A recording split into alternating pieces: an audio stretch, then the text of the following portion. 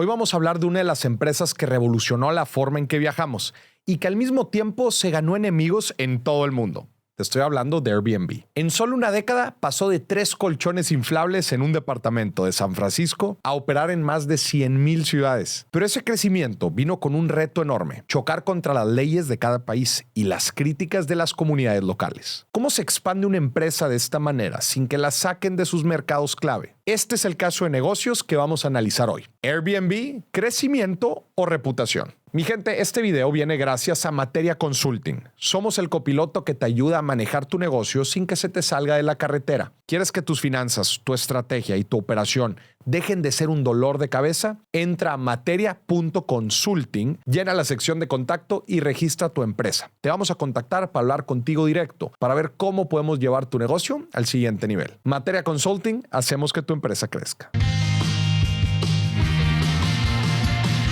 Señoronas, señorones, bienvenidos a un nuevo episodio de Dimes y Billetes. Mi buen socio Kevin Montrat, ¿Estás? socio de Materia Consulting. Muy bien, con un caso de negocios el día de hoy. A ver, caso de negocio bien interesante, pero también muy actual. Bastante. Actual con implicaciones sociales importantes, dado el contexto en el que vivimos hoy en día. Ya van, creo que 3 marchas en contra de la gentrificación en la Ciudad de México, en donde más de una pancarta dice fuera Airbnb. Que pues esto, quizás haya uno que otro ahí que se pregunte medio despistadón, que diga, bueno, ¿y qué tiene que ver Airbnb con todo esto? Pues es justamente el caso de negocio que vamos a hablar el día de hoy. Vamos a hablar de esta empresa tan interesante, tan grande, tan importante, con una oferta de valor, híjole, la verdad es que única, que pues no se dieron cuenta, sino que pues ha generado ciertas dinámicas dentro de las ciudades que han afectado a personas, han afectado la dinámica inmobiliaria y económica, desde luego. Y para bien y para mal. Para bien y para Lo mal. que vamos a discutir justamente ahorita. Definitivamente. Y pues sus fundadores, sus directivos se enfrentan a una decisión muy importante hace algunos años, pues al ver que estas dinámicas empiezan a poner muy nerviosos a los gobiernos de las ciudades, que pues, los ciudadanos empujan regulación, empujan regular Airbnb, pues porque aumentan las rentas, aumenta el precio de las propiedades, aumenta la especulación inmobiliaria, el ciudadano exigiendo la regulación, pero pues por el otro lado, Airbnb pues también es usada por muchas personas, claro, y genera beneficios y genera impuestos y genera pues muchas cosas que también entran en la jugada. Entonces sus directivos se enfrentan a esta decisión de ¿cómo le hago para crecer? ¿Colaboro con los gobiernos? ¿Colaboro con la regulación? ¿O me sigo yendo por la libre y vamos a crecer y aumentar las publicaciones y tratar de aumentar la base de usuarios y de inventario de propiedades, tratando de esquivar la regulación a toda costa, creciendo a toda costa? Esta es la decisión en la que se enfrentaron hace un tiempo. Vamos a leer el caso de negocio. ¿Cómo es? Muy bien. ¿Listos? Vamos a empezar, señoras y señores.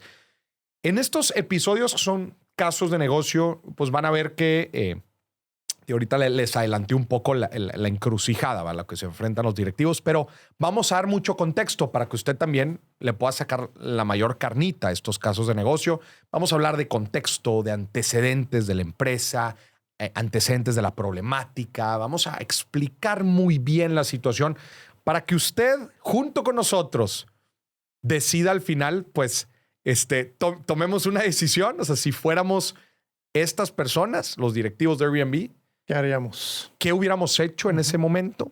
Y hacia el final del episodio vamos a ver qué es lo que sucedió a la mera hora. A ver, que lo que sucedió en muchos de estos casos de negocio, pues no es novedad. Es decir, ya sucedió, ya supimos qué fue lo que sucedió, pero pues es bonito ver todo el contexto. Creo que nos da mucho conocimiento de negocio. Y pues como tú lo sabes muy bien, Kevin, en las maestrías de negocio en las mejores maestrías a nivel internacional, los Harvard, los Stanfords, aquí en México, el EGADE, el IPADE. Estudiar una maestría en administración de negocios es estudiar puros casos como los que vamos a ver ahorita. Es ver ejemplos. Ejemplos. Buenos, malos, pero ver muchos ejemplos. Muchos. Y discutirlos y entender el por qué las cosas y entender todas las circunstancias de ciertas decisiones para justamente enriquecer la opinión de uno mismo. Entonces, en esta sección de Dimes y Billetes, episodios de negocios, vamos a analizar muchos casos de negocios. Nosotros dos. Hoy estamos empezando con el caso de Airbnb, que es un caso bien interesante porque combina, como platicábamos, tema regulatorio, tema de growth o crecimiento, tema de dinámicas sociales dentro de las ciudades. Combina muchos factores que pues a los directivos los dejan con una encrucijada muy, muy interesante. Entonces, para que sepan, así es como vamos a estar llevando estos casos de negocio. Vamos a dar contexto, vamos a explicar muy bien cuál es la problemática, la decisión a tomar. Vamos a nosotros tomar como qué hubiéramos hecho nosotros y después, al final, vamos a revelar qué fue lo que sucedió en esta encrucijada. ¿Estamos listos? Vamos a empezar con algo de contexto y antecedentes, mi gente. Airbnb fue fundada en el 2008 en los remanentes de la famosa crisis financiera inmobiliaria en Estados Unidos. No es casualidad que una de las empresas de bienes raíces más importantes del mundo hoy en día se haya fundado después de la crisis inmobiliaria en Estados Unidos. Los precios de las propiedades, mira. No, y muchas propiedades disponibles en ese momento. Claro. Hubo un periodo de sobrecompra. Mm. Entonces, oye, ¿qué hago con las casas vacías, departamentos vacíos? Exacto. Si usted había escuchado la frase, las crisis son una gran oportunidad para quien está disponible y sabe identificar las oportunidades, Airbnb es un claro ejemplo de esto. Es fundada en el 2008 en San Francisco por Brian Chesky, Joe Gebbia y Nathan Blicharski. Órale, interesantes apellidos. La inspiración surgió cuando Chesky y Gebbia, dos diseñadores con problemas para pagar el alquiler, ofrecieron espacio en su apartamento con colchones inflables. Órale. Se los ofrecieron asistentes de una conferencia de diseño que estaba en la ciudad. O sea, dijeron, vamos aquí, oye, rentamos aquí, mira, hay unos cuartos vacíos, ponte a rentarlos y con eso sacamos nosotros para la renta, ¿no? Aquella solución improvisada a la que llamaron Airbed, ¿no? Que Airbed and Breakfast, en lugar de Bed and Breakfast, reveló un mercado potencial de viajeros buscando alojamientos únicos y de propietarios deseosos de ganar un dinero extra. O sea, vieron la oportunidad de ver. Pues a mí no me caería mal un dinerito extra en mi departamento, pues que tengo un cuarto ahí vacío. Pues cuando hay mucha demanda de renta, pues estaría con madre rentarlo.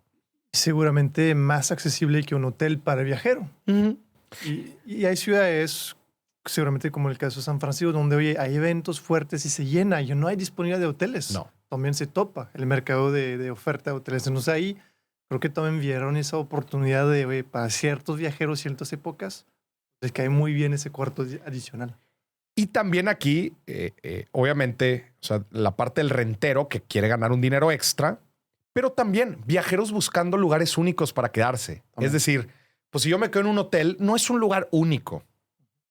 Pero si me quedo en una torre icónica de departamentos que, pues si no vives en uno de esos departamentos, no podrías vivir esa experiencia.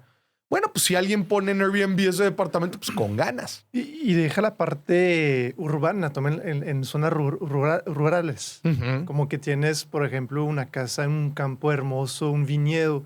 Pues no sé, poner un hotel ahí puede ser muy difícil, pero un Airbnb sí lo puedes encontrar. Es parte de la experiencia que también ofrece. Exacto. La visión de Airbnb se cristalizó en su misión de, y entre comillas, permitir que cualquier persona se sienta como en casa en cualquier lugar. Y esto es una realidad. Yo platicaba ahorita la historia de cuando yo fui a Le Mans, que es una ciudad muy pequeña en Francia, 1 hora de París más o menos, porque fuimos con mi papá a ver una carrera, las famosas 24 horas de Le Mans. y no nos quedamos en un hotel porque los hoteles estaban llenos. Le Mans es un pueblito mini, se llena toda la gente que va a ver la carrera.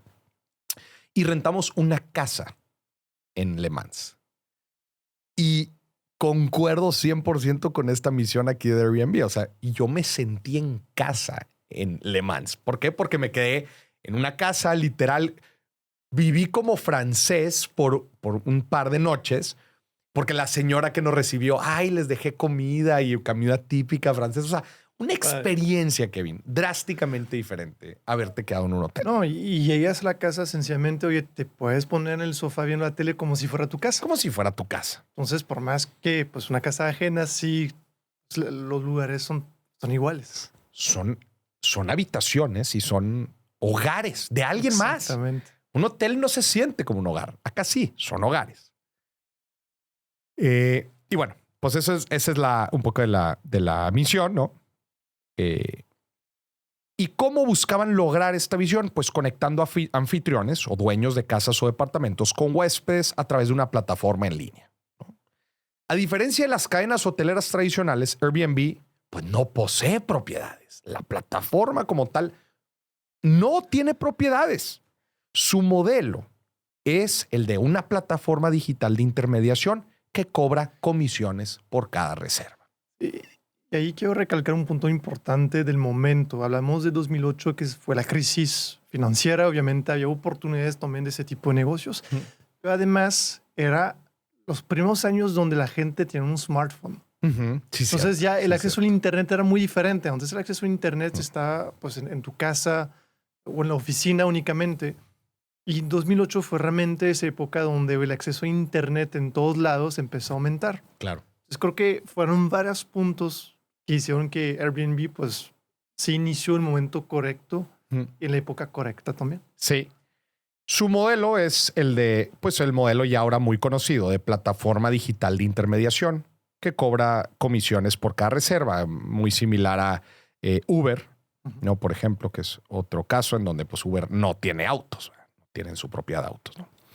Hablemos de la expansión global. La empresa recibió fuerte financiamiento de Silicon Valley, ¿no? De los grandes fondos de capital de riesgo, Y Combinator, Sequoia Capital, Andreessen Horowitz, entre otros, ¿no? Todo esto, ya sabes, cuando le mete lana a Silicon Valley, los crecimientos pues son exponenciales. En el 2012, o sea, 4 años después de su fundación, abrió sus primeras oficinas fuera de Estados Unidos. Y esto lo hizo en ciudades estratégicas, París, Barcelona, Moscú y Sao Paulo, pues marcando claramente una expansión global ambiciosa, que esto fue, te digo, en los años 2011, 2012. En paralelo a todo este crecimiento, empezaba a surgir un debate sobre las reglas del juego, ¿no?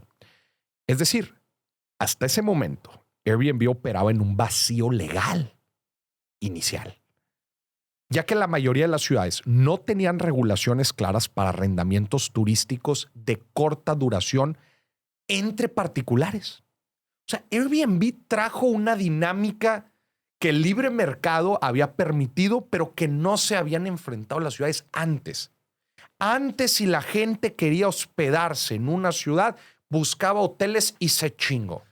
Y el hotel tenía su régimen fiscal, sus reglas, sus impuestos que paga el gobierno por cada estancia y bien definido y arreglado. Era muy claro, así como con los taxistas. Claro. Pues los taxistas tienen su régimen, tienen su actividad, su regulación, todo muy controlado. O sea, antes, si estabas en una ciudad y te querías mover, pues era o tienes un auto, o usas el transporte público, o rentas un taxi. Exactamente. Pero Airbnb trajo una dinámica que no existía antes. El yo poder rentar algo que quizás antes hacía de forma muy informal. Ay, oye, fíjate que yo tengo un primo que vive no sé dónde y mi amigo va a ir. Pues te renta y una noche, ¿no? De forma informal. Pasó. Airbnb integró esto, ¿no? Y lo facilitó. Entonces, pero ellos, sin embargo, seguían creciendo. En Nueva York, uno de sus mercados clave, las autoridades comenzaron a investigar activamente a los anfitriones. Anfitriones son, otra vez, quienes rentan, quienes son los dueños de la propiedad. En el 2014, Un fiscal citó datos de 15,000 anfitriones y concluyó que la mayoría operaban ilegalmente al ofrecer apartamentos enteros por menos de 30 días.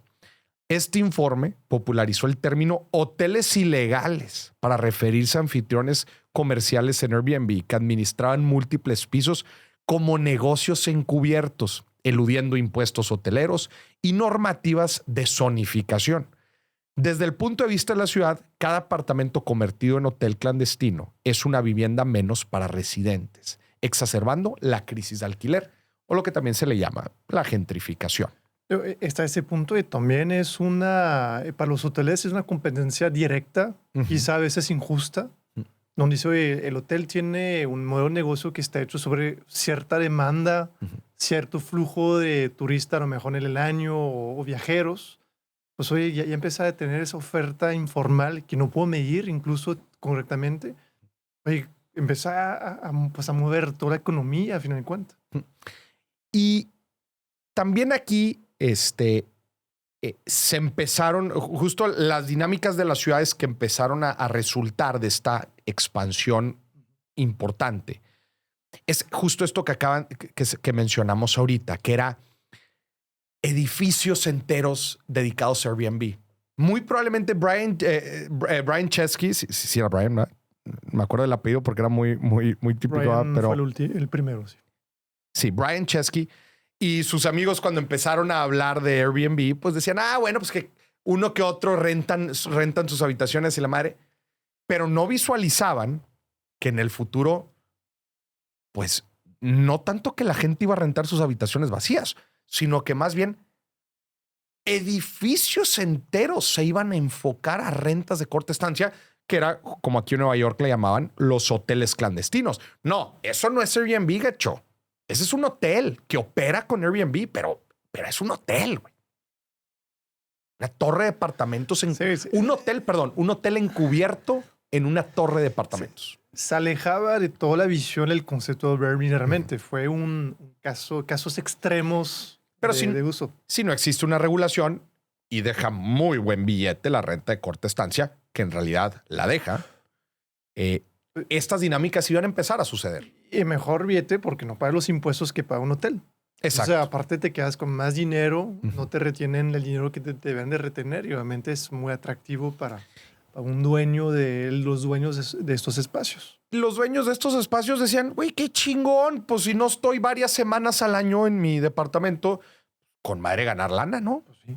De esas semanas, ¿no? A tener ahí el departamento vacío o llevarme una lana. Grupos de vecinos y activistas anti-Airbnb señalaban que, según estudios, la expansión de la plataforma estaba vinculada con aumentos considerables en los alquileres tradicionales y precios de viviendas en las zonas urbanas más demandadas. De hecho, un estudio del 2020 llegó a atribuir un 20% del incremento de rentas en ciertos barrios al efecto Airbnb. Por su parte, Airbnb replicaba que solo una fracción mínima del parque habitacional estaba en su plataforma y que muchos anfitriones eran familias o personas comunes beneficiándose económicamente. Ellos decían, el 87% de nuestros anfitriones solo alquilan ocasionalmente la casa en la que viven. Esto comunicaba Airbnb, argumentando que la mayoría no eran operadores comerciales, sino gente común y corriente aprovechando el espacio libre. Es lo que estábamos diciendo ahorita. ¿Qué decía Airbnb? No son hoteles encubiertos encubiertos en torres de departamentos. Es gente común y corriente rentando sus espacios y sus semanas libres. Yo creo que es una combinación de ambas. Yo creo que había casos extremos seguramente y casos como lo dice Airbnb, era una mezcla. Pues difícilmente también se puedan dar cuenta de la realidad a veces. Sí. Y a ver, no podemos tampoco satanizar el efecto Airbnb. A ver, cosas positivas que yo veo de Airbnb es una, que la gente común y corriente pueda rentar sus espacios y tiempos libres, llevarse una lanita extra. Cosa positiva. Número 2, aumenta la oferta de habitaciones. Claro. Y aumentar la oferta de habitaciones, pues vuelve el alojarse en una ciudad, lo vuelve más económico, lo cual aumenta el turismo. Exactamente. Y hay ciudades que son muy caras para viajar. Por ejemplo, Nueva York lo comentamos. Si quieres hospedar un hotel dentro de la isla de Manhattan, es carísimo. Carísimo. Airbnb es una alternativa, obviamente, mucho más económica para conocer esa ciudad. O sea, gente que no tiene la oportunidad mejor de pagar ese hotel caro, pues Airbnb es una alternativa muy buena, lo cual impulsa el turismo. No quiero ni imaginar París. Sí, O sea, creo que Nueva York y París son dos casos muy particulares. París, Airbnb inclusive es caro, güey. Porque compite contra pues, la oferta limitada también que existe en la ciudad. Aunque bueno, también mucho del precio de los Airbnbs en estas ciudades también se llevan a que, bueno, ya están de cierta manera regulados y ya incluye una parte importante de impuestos. También. Pero a lo que voy es, no me quisiera ni imaginar ciudades con un turismo tan alto como estas que acabamos de platicar si no existiera Airbnb. Sí. Imagínate los precios, güey, la demanda, güey, por los hoteles tradicionales. No, y termina, creo que afectando más la ciudad, porque precios altos. La gente deja de ir. Exactamente. Y creo que eso será un efecto, porque ahorita estamos hablando desde los últimos 20 años. Los boletos de avión se han vuelto cada vez más baratos. La gente puede viajar cada vez más. Pero si al final tienes una ciudad donde alojarte es muy caro, pues no vas. Entonces es como que no funciona toda esa cadena.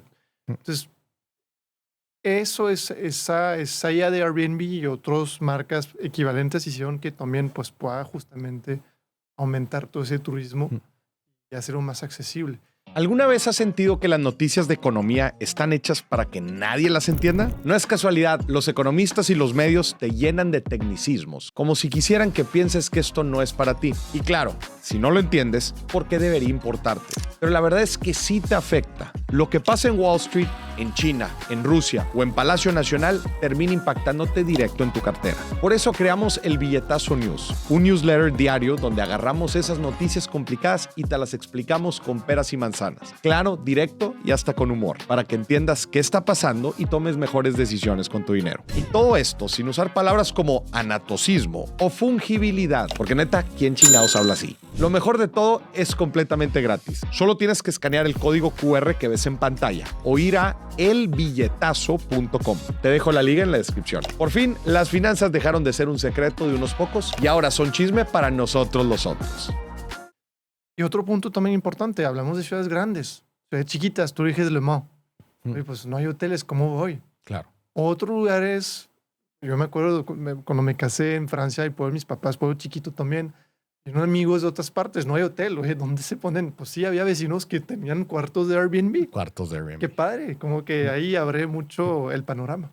Pero tampoco no nos cegamos a las cosas negativas. Exactamente. ¿Verdad? Que sí, definitivamente abre la puerta a la especulación inmobiliaria, que la gente compra para rentar, no para vivir. Pues también hay la competencia de rentas, ¿verdad? Desplaza gente claramente, ¿verdad? Pues porque aumenta la demanda de cierto tipo de propiedades. Aumentan los precios. Aumentan los precios. Y otra vez, pues surgen estos famosos edificios, ¿verdad? Que yo en la Ciudad de México conozco varios y sé que en todo el mundo, especialmente en los países, en las ciudades más concurridas, pues estos famosos edificios que tú los ves por fuera y dices, ah, mira qué bonita torre de apartamentos. Pues no es una torre de apartamentos. O sea, o sea, sí son departamentos, pero todo está alquilado en formato Airbnb. Podría haber familias ahí viviendo. Pues sí. Algunas, claro, pero la mayoría son Airbnb. Pero no la mayoría, todos. ¿Todos? Sí, o sea, es que muchas veces te venden así el edificio al inversionista. A todo Airbnb 100%. Este es porque te lo operan en su totalidad. Hay algunos que no, pero hay otros que te dicen que sí. Está optimizado la parte de construcción para un Airbnb. Exacto, dijiste la palabra adecuada. El edificio está optimizado para sacar la mayor rentabilidad. Y no nada más eso. La configuración de los cuartos está optimizada para Airbnb. ¿Cómo le hacen? Hacen lock-offs. Ah, sí. Lo vi hace poco esos. No conocía el lock-off. Es bien interesante cómo funciona. El formato lock-off, para la gente que no sepa, pues es un departamento en donde puedes tener accesos a cuartos de forma independiente. En resumen, un departamento lo puedes rentar a dos personas diferentes. un departamento se vuelve 2 departamentos realmente. Sí, de alguna forma. exacto. Eso. Exactamente. O sea, un departamento se convierte en 2. Entonces, pues si metes a 2 familias, ¿qué te va a dejar más lana? Si metes una familia en un departamento o si metes 2 familias en un departamento. No, Pues te vuelve más claramente atractivo. A veces te toca un cliente que es una familia que ocupa todo el departamento. Exacto. Y a veces 2. Exacto, porque también lo puedes abrir. Esos 2 los abres y los conviertes en uno grande. Claro. Eso es optimizar un departamento para Airbnb, ¿no? Entonces, bueno, pues empiezan a generar estas dinámicas. Vamos a hablar ahorita de algunos datos cuantitativos en esta problemática. El número de propiedades anunciadas en Airbnb creció de forma exponencial toda la década del 2010 al 2020. En mediados del 2018 y mediados del 2019, por ejemplo, Airbnb añadió más de 1 millón de nuevos anuncios, superando los 6 millones de propiedades activas globalmente. Para finales del 2019 se estimaba que la plataforma contaba con alrededor de 7 millones de alojamientos. Y siguió obviamente atrayendo mucha inversión en capital de riesgo. Su valoración estimada pasó de 10 mil millones de dólares en el 2014 a 31 mil millones en el 2017. O sea, 3 años después, güey. 3X, güey, a esas valoraciones, güey. Y sin ser dueño de ninguna casa. Sin ser dueño de ninguna. Creo que es lo más impactante ahí. Okay.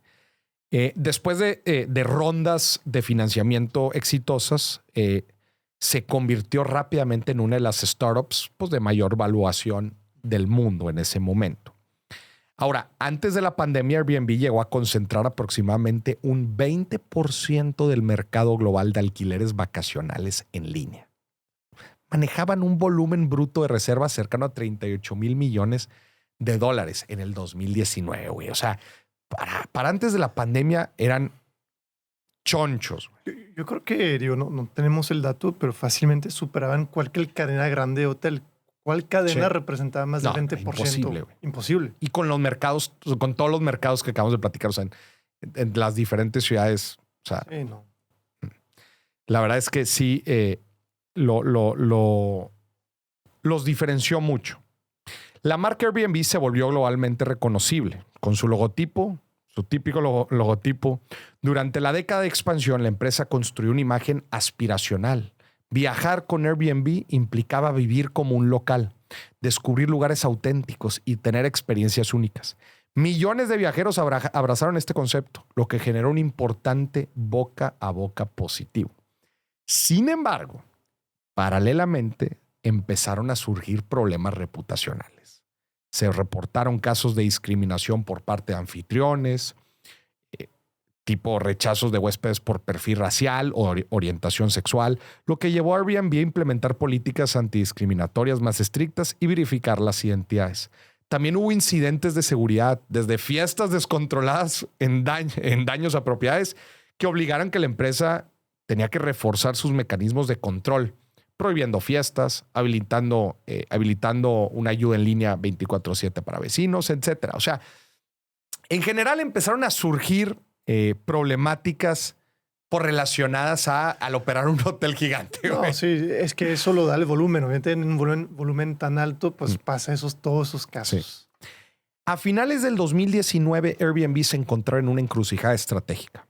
El dilema central podría resumirse así. ¿Cómo seguir creciendo globalmente sin provocar un rechazo irreversible en las ciudades que le habían dado tanto éxito? O sea, otra vez, el éxito de Airbnb se centraba en ciudades de alto turismo, pero las dinámicas que empezaba a generar en estas ciudades lo empezaron también a tachar, o sea, a manchar su imagen, obviamente por lo que generaba, ¿no? Brian Chesky y su equipo debían decidir hasta cuánto ceder ante las regulaciones locales y las críticas públicas. Por un lado, mantener una expansión agresiva, es decir, entrar a nuevos países, sumar anuncios, huéspedes a toda costa. Esto podía implicar confrontaciones legales continuas y riesgo de prohibición en mercados importantes y daños reputacionales. Es una opción. Por otro lado, adoptar un enfoque más regulado y cooperativo. Es decir, limitar proactivamente las estancias, compartir datos con el gobierno, excluir a ciertos anfitriones comerciales, y esto podría pues frenar un poco el crecimiento en el largo plazo y decepcionar a inversionistas que esperaban altas cifras de la empresa. Entonces, en resumen, la situación de Airbnb está en la decisión: priorizar el crecimiento o la aceptación. O a ver, quizás un punto medio. De los dos. Esto, atención, también en un momento en donde Airbnb buscaba salir a bolsa. Y tú sabes que cuando una empresa sale a bolsa, los inversionistas, el mercado está atento a resultados. Entonces, justo como lo platicamos aquí en el dilema, ceder ante la regulación involucraba cancelar huéspedes, cancelar partners, mermar el crecimiento. Y bajar ingresos seguramente. Seguramente. Y tú sabes, bajar ingresos cuando cotizas en bolsa es... Empieza a bajar la acción y... Empieza a bajar la acción y se vuelve una dinámica muy tóxica. Antes de pasar al qué pasó al final, ¿qué hubieras hecho tú, mi buen Kevin? Es una gran pregunta. Creo que, a ver, ¿a qué ponernos en los zapatos de los dueños o directivos de ese momento?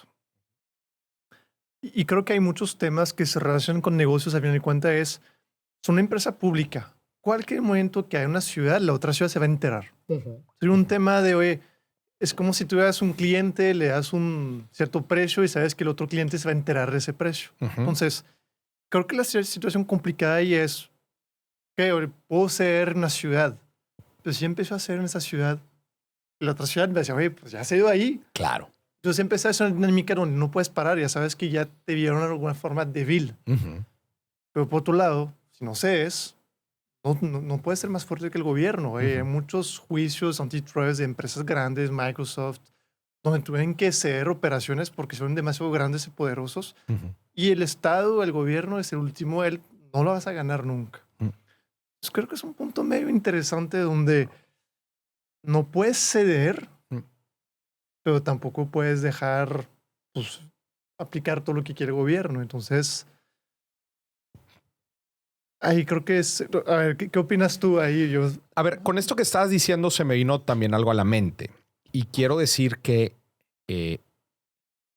no todas las ciudades presentan las mismas problemáticas. Es correcto. Creo que las ciudades de alto turismo, que son las que le dieron a Airbnb la posición en la que está, los Parises, los Londres, los Manhattans, Sí. ¿no? Quizás ellos sí tienen situaciones similares o ciertas características de dinámicas sociales similares. Pero no todo el mundo es así. No todo el mundo enfrenta con olas y olas y olas de turismo. Sin embargo, se pueden beneficiar de una nueva fuente de ingresos y de ampliar la base de inventario de alojamiento, etc. Entonces, yo partiría con que si bien tienes un punto cuando dices que tienes que tener mucho cuidado con cómo negocias con una ciudad con otra porque todo es público, también de entrada yo creo que no todas las ciudades te van a exigir tanto unas de otras. Por ejemplo, un Barcelona ahorita es bien sabido que Barcelona está prohibido Airbnb. O sea, no permite rentas de corta estancia que son menos de 30 días en sus rentas. Claro. Y a mí me hace pensar, pues, creo que es también un tema cultural que va más allá de... También. Sí. Hay países más pro o... Hay ciudades. Más que países hay ciudades. Sí, es correcto. Hay ciudades más pro. Barcelona claramente no tiene un problema de turismo. No tiene un problema de falta de turismo. O sea, Barcelona al contrario. O sea, los catalanes están hartos de... Y es curioso, pero no nada más en Airbnb. Sí. En otros aspectos están cansados del turista. Lo cual es curioso. El turista deja billete, vuelve a las ciudades también prósperas. Pero son cosas que, digo, no conozco tanto Barcelona, pero hablar de Francia. Francia somos un país que nos encanta quejarnos. La real. Entonces, los parisinos se están quejando de Airbnb sin ver beneficio y te vas a Nueva York, pues quizá u otros países como donde es más pro liberalismo, quizá ahí pues dicen, no, libre comercio que gane. Que gane. Como no está ese efecto cultural tan fuerte. Pero lo que dices es cierto, como que cada ciudad puede ser diferente. O sea, quiero entrar con ese comentario, pero también quiero decir otra cosa. Muchas veces los negocios, especialmente las empresas públicas, que eso es importante mencionarlo en este caso, porque sí se toman las decisiones muy diferentes cuando son empresas públicas, empresas privadas, que pueden tener una visión quizás más a largo plazo. La pública va por los resultados del trimestre. Que en este dilema, si Brian Chesky decidiera, vámonos al crecimiento a toda costa, cuando tú sabes que tienes un daño colateral importante, como es, te estás quemando de reputacional fuerte, estás generando una gentrificación sin control y tú decides crecer a toda costa,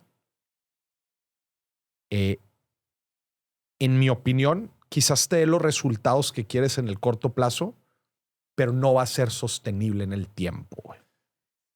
Te va a ganar, es un buen punto. Creo que a largo plazo te va a ganar como que lo que vemos, esa cultura, ese efecto que estás generando, tarde o temprano a lo mejor va a ser un rechazo más fuerte todavía. Claro, porque los problemas se van a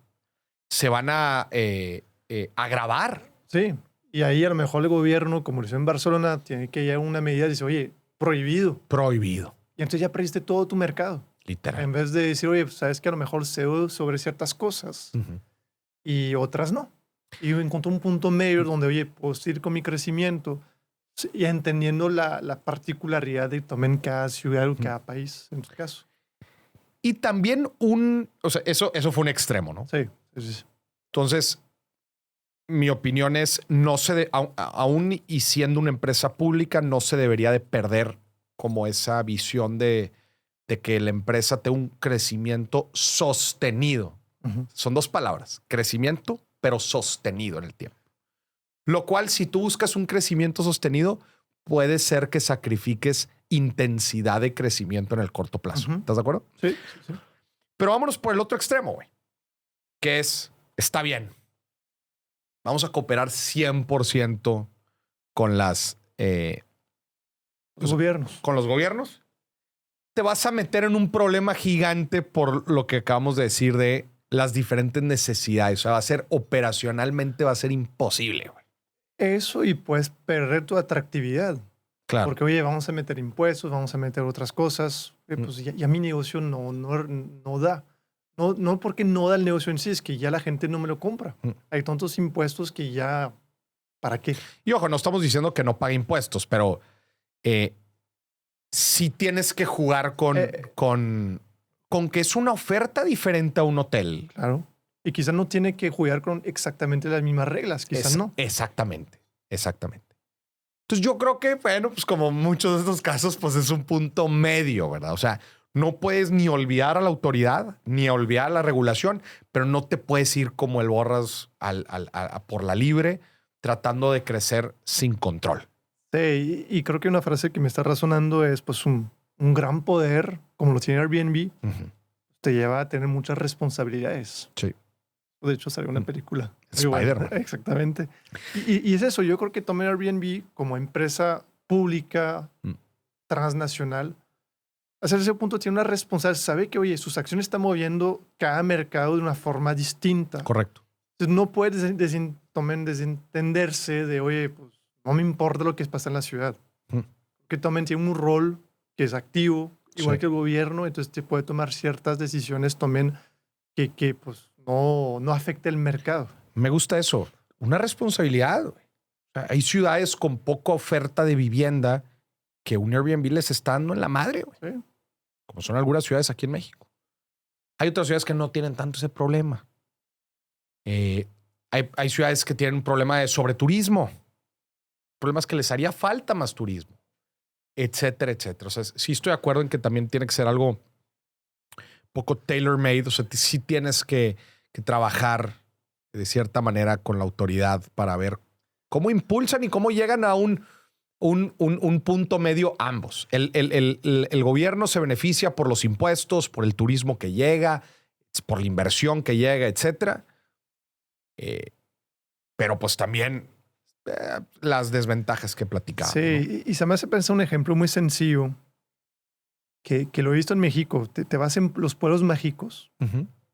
el centro no lo tocan. Tratan de dejarlo lo más que auténtico posible. Incluso Ujú. el Oxxo o los Starbucks, no sé, viste que no tienen Sí, sus colores. sí, correcto. Entonces, de alguna forma, pues dice, oye, vamos a respetar también, pues como el historial o el histórico de ese lugar, vamos a adaptarnos a como es. Claro. Creo que a fin de cuentas, yo es un pequeño ejemplo, pero creo que debe ser un poco lo mismo con Airbnb. Seguir con, obviamente, compromiso una empresa que está en bolsa o que quiere entrar en bolsa, oye, pues seguir creciendo, generando dinero, porque es un compromiso hacia los inversionistas, Mm. pero también un compromiso hacia los gobiernos de hacer las cosas bien. Y a la larga, y tú lo dijiste, es una apuesta de largo plazo. Si colaboras, pero sigues creciendo, Mm. a la larga, pues en vez de hacerte enemigos, te haces amigos. Claro. Y seguramente tu crecimiento lo vas a poder seguir haciendo durante muchos años. Y que el crecimiento que tengas ahorita o lo que te hizo crecer ahorita no sea lo mismo que lo que te va a hacer crecer en el futuro, no está mal. ¿Sí? Estoy de acuerdo. Vas a tener que cambiar tu estrategia de crecimiento probablemente, pero bueno. Pero esa es la forma de generar el crecimiento sostenido. Vamos a ver qué pasó al final. Vamos a ver el desenlace de esa historia. Finalmente, los años siguientes revelaron que Airbnb navegó su dilema. ¿Y cuál fue el desenlace de esta historia? ¿Cuál fue el desenlace de esta historia hasta el 2020? En términos generales, la empresa optó por una vía intermedia de crecimiento con moderación y diálogo. Entre el 2019 y 2020, Airbnb profundizó su cooperación con varias ciudades. La implementación del City Portal permitió a decenas de gobiernos acceder a datos de Airbnb para fiscalizar y regular efectivamente los alquileres de corta estancia. Para finales del 2020, a pesar de todos los obstáculos, Airbnb logró lanzar su IPO, su oferta pública inicial, con éxito rotundo. En diciembre del 2020 debutó en el mercado bursátil, en el Nasdaq. La demanda por las acciones fue enorme y la cotización se duplicó en su primer día, llevándolo a una valoración de $100,000 millones. En cuanto a las relaciones con las ciudades, Airbnb entró a una nueva etapa de coexistencia más estable, aunque no exenta de fricciones. Para el 2021, la mayoría de sus grandes mercados, que era París, Londres, Nueva York, Los Ángeles, ya tenían marcos legales operativos, limitaciones de días, requisitos de registros, impuestos, recaudación, etc. Airbnb se acomodó a estas reglas, lo que le permitió seguir funcionando en casi todos estos mercados. La narrativa pasó de Airbnb contra las ciudades a Airbnb en las ciudades. Okay. En resumen, al cierre del 2020, Airbnb había sobrevivido y aprendido. La empresa demostró que era posible salir a bolsa y prosperar aún siendo altamente regulada. Ajustó su modelo, eliminó las prácticas más polémicas y enfatizó su contribución a la economía local, pagando más de $3,400 millones en impuestos turísticos acumulados para el 2020. El balance final de la década muestra que Airbnb, convertida en un gigante de la industria de viajes, se convirtió.